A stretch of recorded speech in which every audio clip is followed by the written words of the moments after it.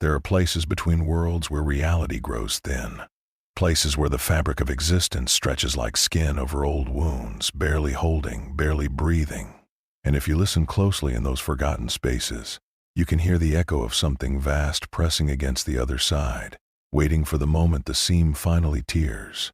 Kratos had walked through many such places.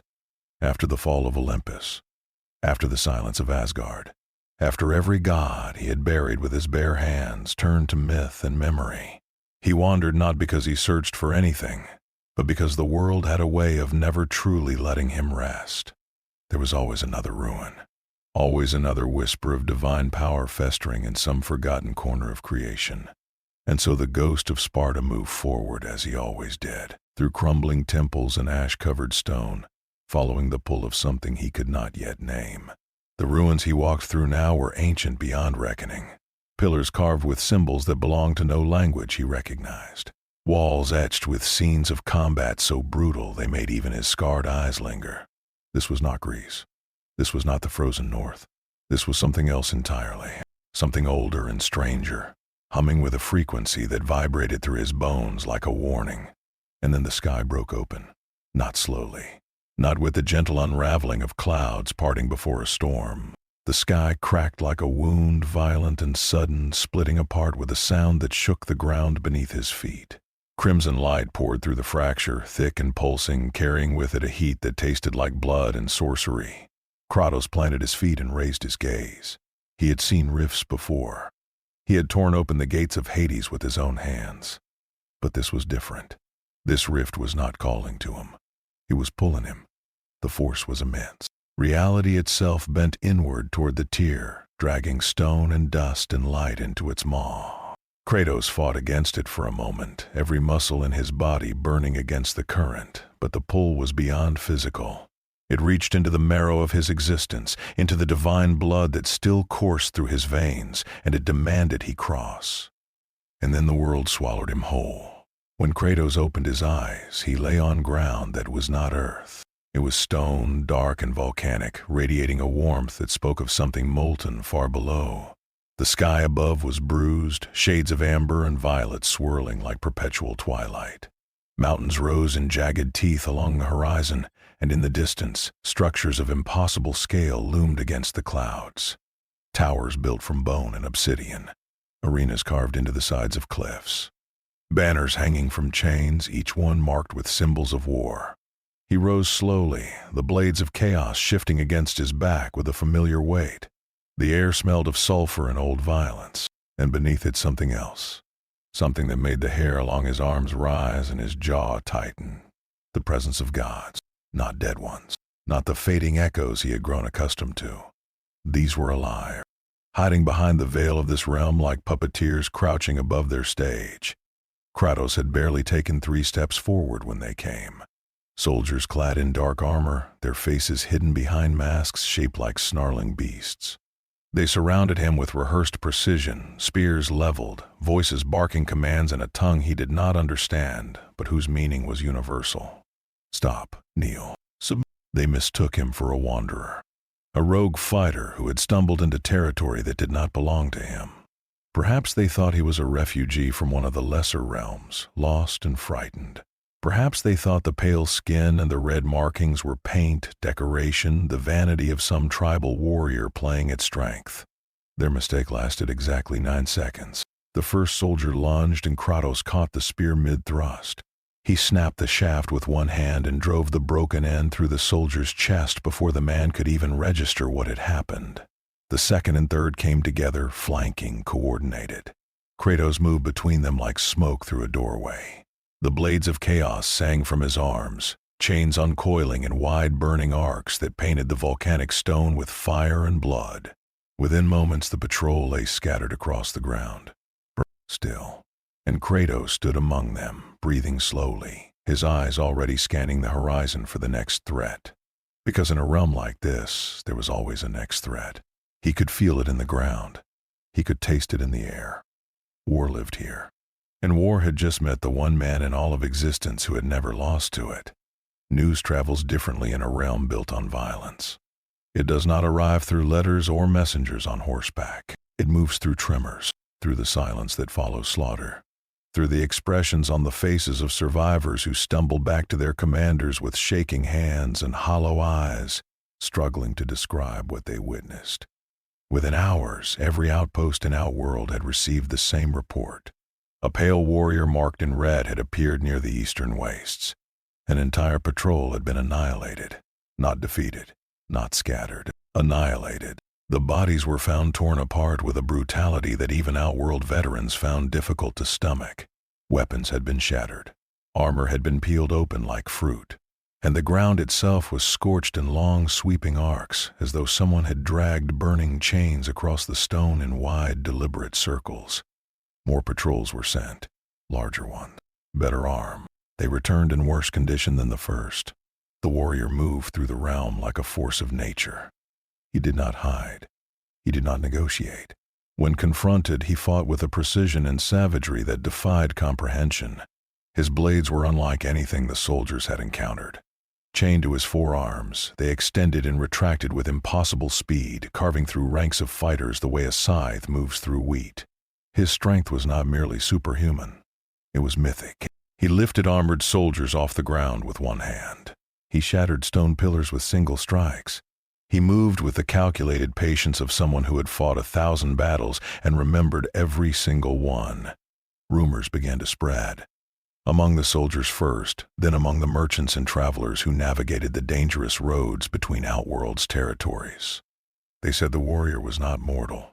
They said he was a demon summoned from a forgotten realm. Some said he was a weapon created by the elder gods, sent to punish Outworld for its transgressions. Others whispered something far more terrifying. They said he moved like a man who had already killed gods, not challenged them, not defied them, killed them. With his bare hands and those burning blades that screamed through the air like the voices of the damned. Word eventually reached beyond Outworld's borders. It crossed through the dimensional barriers that separated the realms, carried by spies and informants, and the low hum of cosmic unease that accompanies the arrival of something that does not belong. In Earthrealm, Liu Kang felt the disturbance before he heard the reports. A shift in the balance. A weight pressing against the scales that governed the fragile peace between the realms. He stood in the courtyard of the Shaolin Temple, his eyes closed, his breathing measured, and he felt it like a stone dropped into still water. Ripples spreading outward in every direction. Something powerful had entered the equation. Something that did not obey the rules. When Kung Lao brought the intelligence, Liu Kang listened without interruption. A warrior of unknown origin. Power that rivaled the greatest champions of any realm. A fighting style rooted not in technique or discipline but in something far more primal. Controlled, ancient, bottomless rage channeled through a body that seemed designed by war itself. Liu Kang understood immediately. This was not a simple disruption. This was a threat to the tournament, to the balance, to the very structure that kept the realms from collapsing into each other. The Mortal Kombat tournament existed for a reason. It was the mechanism through which conflict between realms was contained, governed, given rules. And this warrior, whoever he was, did not seem like someone who followed rules. He gathered the defenders of Earthrealm. He spoke calmly but with an urgency they had rarely heard from him. They needed to find this warrior. They needed to understand what he wanted.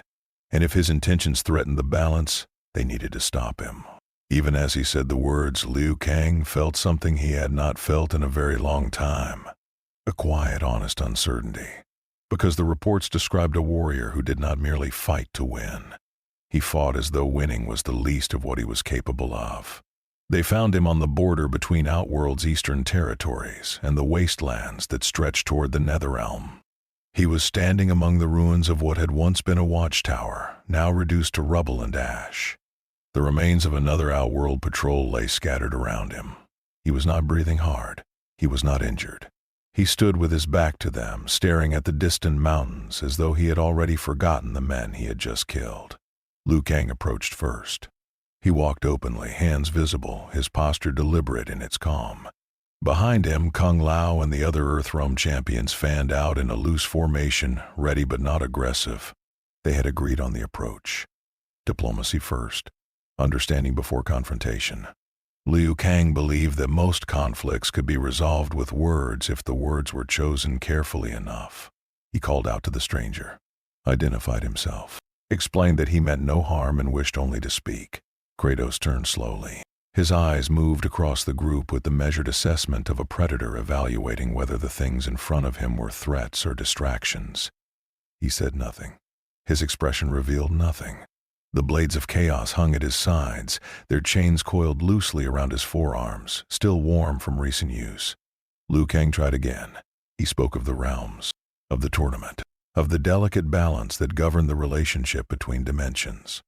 He explained that unauthorized combat in Outworld could trigger consequences that reached far beyond this single realm.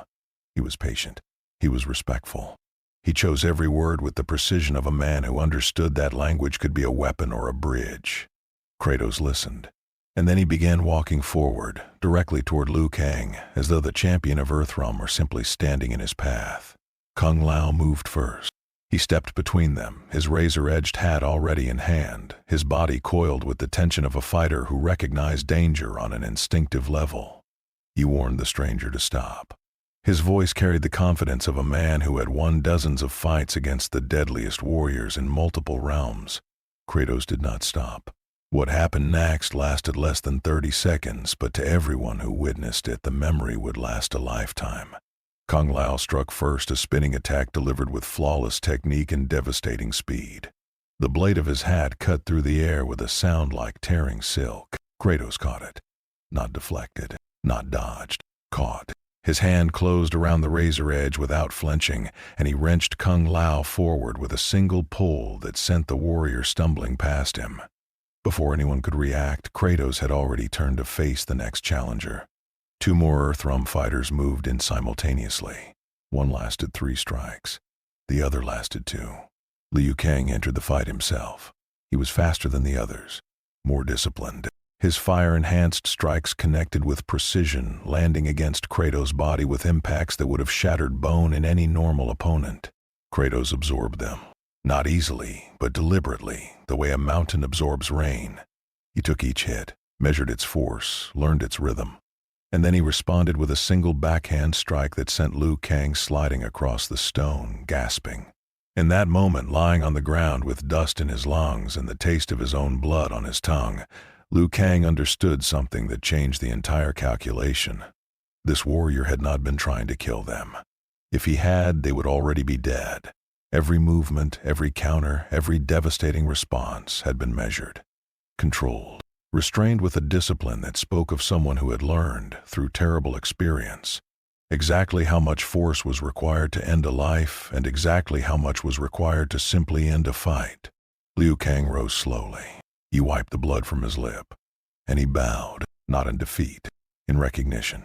He told Kratos that he understood, that he could see what the stranger was, and he asked, with genuine humility, for the chance to speak as equals rather than as enemies. For the first time since arriving in this realm, Kratos paused. In a chamber deep beneath the arena of Shang Tsung's island, surrounded by walls lined with thousands of stolen souls preserved in jade and amber, the sorcerer watched. He had been watching since the moment the rift opened. Not with his eyes. Eyes were crude instruments, limited by distance and angle and the pitiful constraints of physical sight. Shang Tsung watched through the souls he had collected over centuries. Each one a tiny fragment of awareness scattered across the realms like seeds in a vast garden, feeding information back to the mind that owned them. And what they had shown him made his ancient heart beat faster than it had in a very long time. He replayed the images again and again. The pale warrior moving through Outworld patrols like a blade through paper. The chained. The absolute absence of hesitation in every single movement. Shang Tsung had consumed the souls of thousands of warriors across hundreds of tournaments. He had tasted the essence of champions, of monsters, of demigods. He knew the flavor of power in all its varieties. Brute strength, arcane mastery, divine blessing, demonic corruption. He had cataloged them all with the obsessive precision of a collector who understood that knowledge was the only currency that truly mattered. But this warrior carried something different. Something that made the souls in Shang Tsung's collection tremble in their prisons. Not power borrowed from gods, not strength gifted by cosmic forces. This was power taken from gods, ripped from their dying hands. absorbed through violence so absolute that it had become part of the warrior's very being. The pale stranger did not serve divine forces. He had conquered them, destroyed them, and the residue of that destruction clung to him like smoke from a fire that had burned down heaven itself. Shang Tsung understood immediately what this meant. If he could harness that power, if he could manipulate this warrior into serving his purposes, even temporarily, the Mortal Kombat tournament would become irrelevant. The careful balance between realms, the rules and restrictions imposed by the elder gods, all of it would crumble before a weapon forged in the death of divinities. He began his work with the patience of a spider who has spent centuries perfecting the geometry of its web. First information. Shang Tsung dispatched his most skilled agents to observe the warrior from a distance. They reported back with trembling voices and fractured nerves. The warrior had made contact with Earthrealm's champions. He had fought them and spared them. He appeared to be moving toward the central territories, drawn by something. Perhaps the concentration of power that radiated from the tournament grounds like heat from a furnace.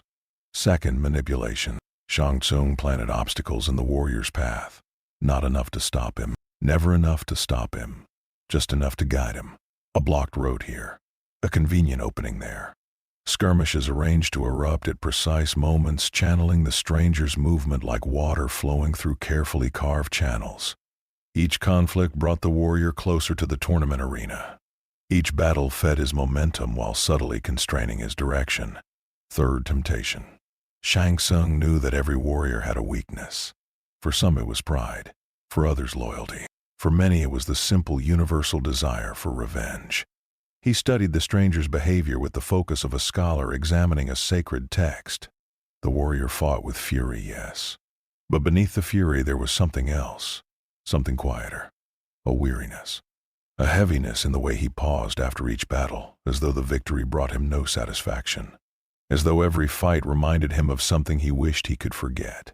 Grief. The sorcerer recognized it instantly. This warrior carried grief like an anchor chained to his soul. And grief, in Shang Tsung's experience, was the most exploitable weakness of all. Meanwhile, Kratos moved through the realm with growing unease. The pattern was becoming clear to him.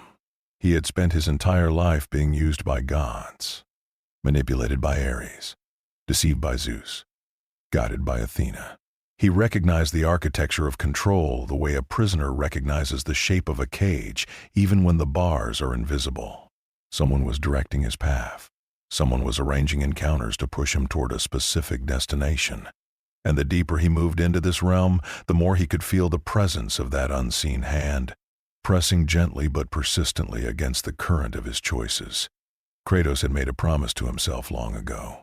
In the blood of Olympus, in the ashes of Asgard, and every quiet moment between the violence that defined his existence. He had promised himself that no god, no sorcerer, no force in any realm would ever use him as a weapon again. He would choose his own path. He would fight his own battles. And anyone who tried to pull his strings would learn the same lesson that every god before them had learned. The puppet master always dies before the puppet.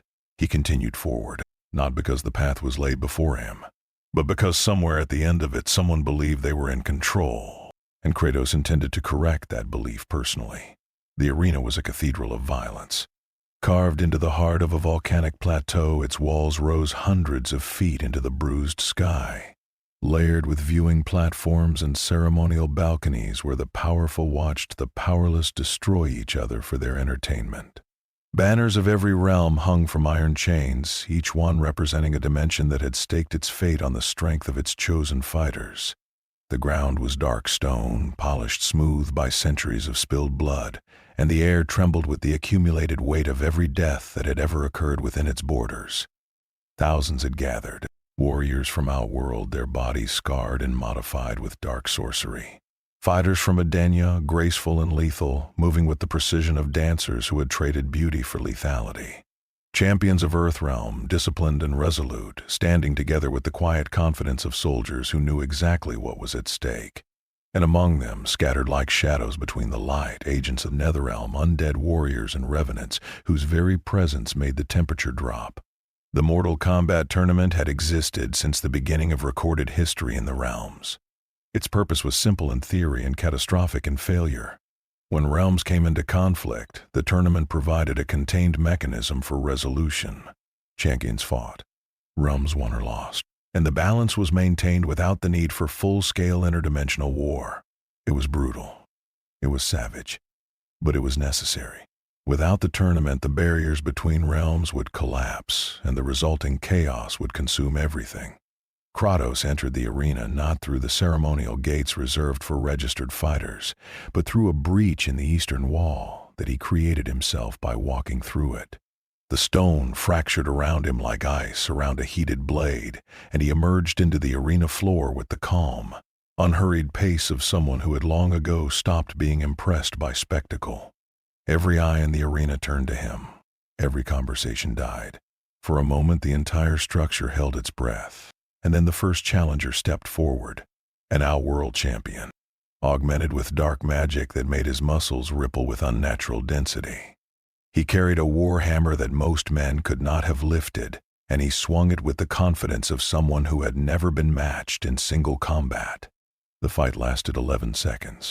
Kratos sidestepped the first swing, caught the hammer shaft on the return, and wrenched it from the champion's grip with a twist that dislocated the man's shoulder. Before the Outworld fighter could recover, Kratos drove his elbow into the warrior's chest with enough force to crack the enhanced bone beneath. The champion collapsed, conscious but broken, unable to rise. The arena erupted, not in cheers, in something closer to shock. The second challenger came faster. A Netherrealm revenant, wreathed in hellfire, moving with the unnatural speed of something no longer bound by the limitations of living flesh.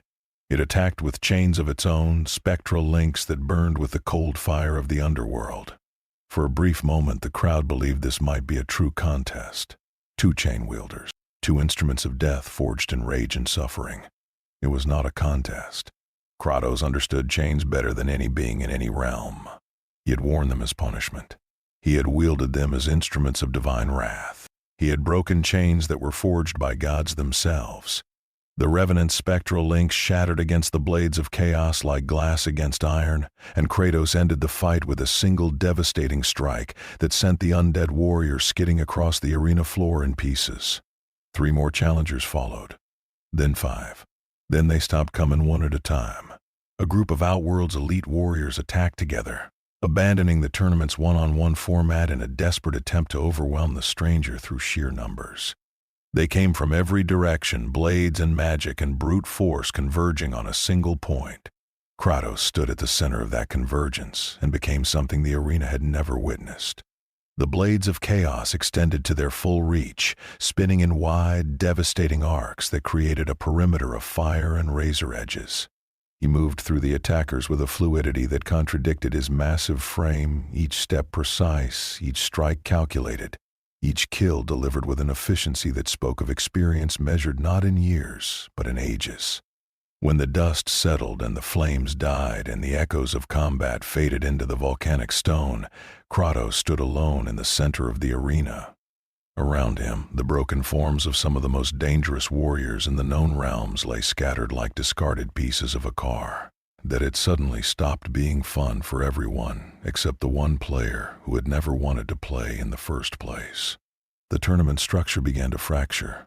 The careful bracket of challenges and ranked combat that had governed proceedings for millennia meant nothing when one competitor existed so far beyond the scale that the system was designed to measure.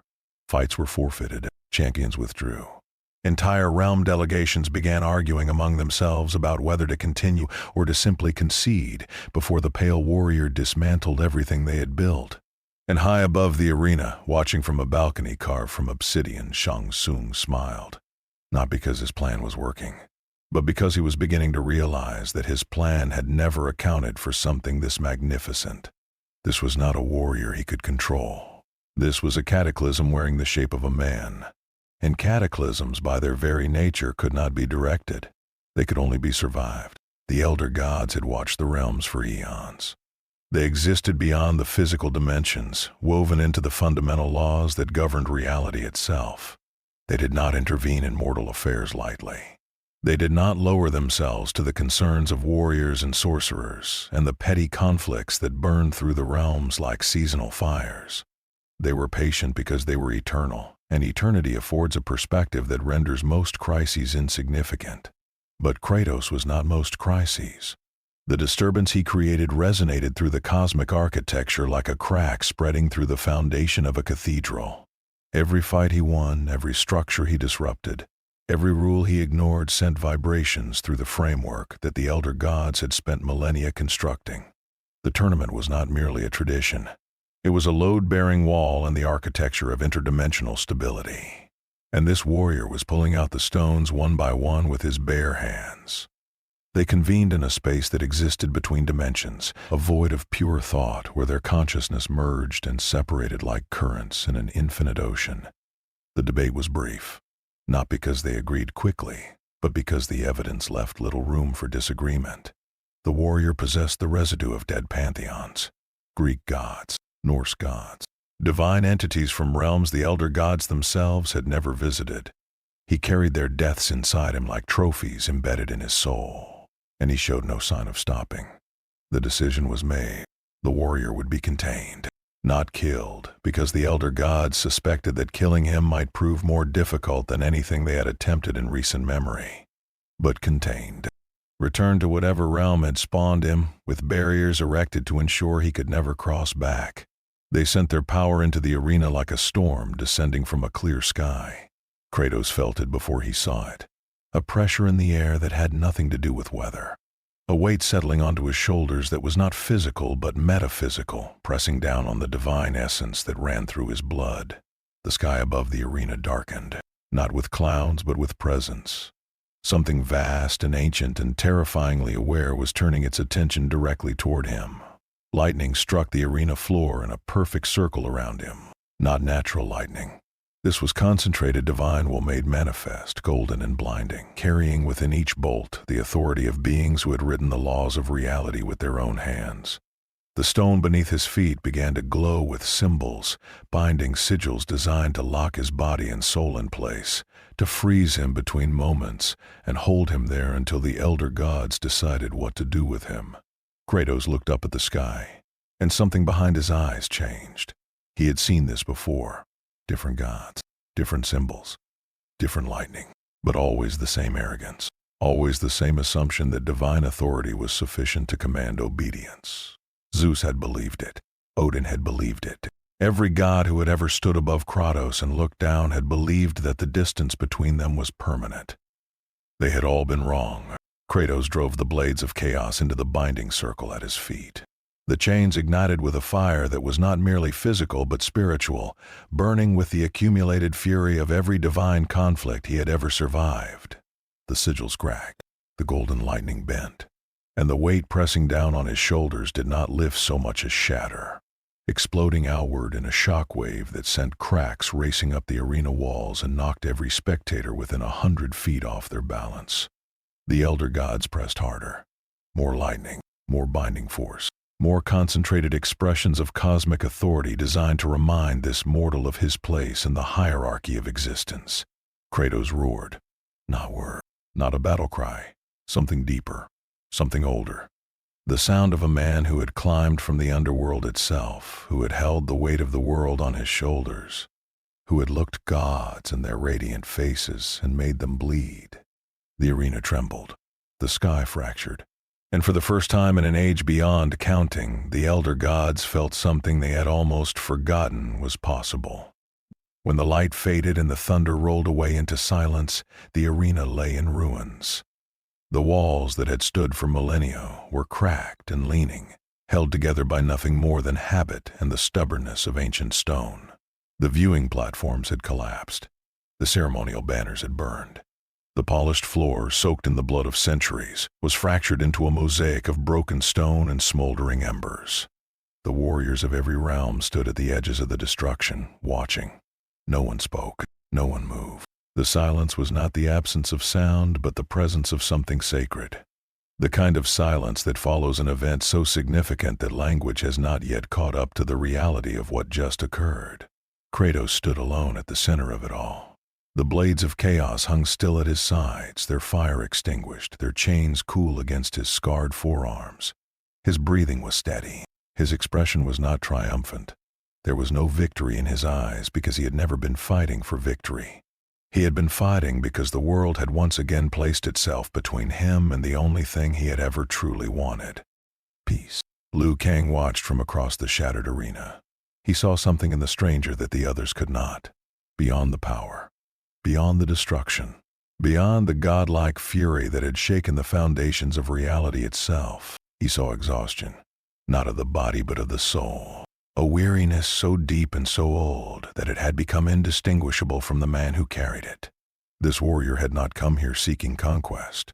He had not entered the tournament for glory or dominion. He had been pulled into this realm against his will, confronted by forces that demanded he fight, and he had done what he always did. What the universe never stopped forcing him to do. He survived. Above the ruins, the sky began to shift. The dimensional rift that had brought Kratos to this realm reopened, slowly this time, its edges glowing with the same crimson light that had torn him from his own world. It pulsed gently, almost inviting, as though reality itself had decided that this particular disruption had lasted long enough. Kratos looked at the rift. Then he looked back at the realm spread out before him. The warriors watching him. The broken arena. The distant mountains that had witnessed everything from their ancient patient heights. He turned and walked toward the rift without a word. No farewell. No declaration. No final challenge thrown at the gods who had tried and failed to contain him. He simply walked forward the way he always walked forward, carrying the weight of everything he had done and everything that had been done to him with the quiet, terrible dignity of a man who knew that the next realm would demand the same of him. The rift closed behind him. The crimson light faded, and the Mortal Kombat universe was left with something it had never possessed before. A legend it could not explain. A memory of the day a warrior entered their greatest arena, fought their strongest champions, defied their oldest gods, and walked away as though none of it had mattered. Because to Kratos it never did. The only battle that ever mattered was the one he fought inside himself. And that battle, the war between the monster he had been and the man he was trying to become, had no arena, no audience, no tournament, only the long quiet road ahead, and the hope, fragile and stubborn and unbreakable, that somewhere at the end of it he might finally rest.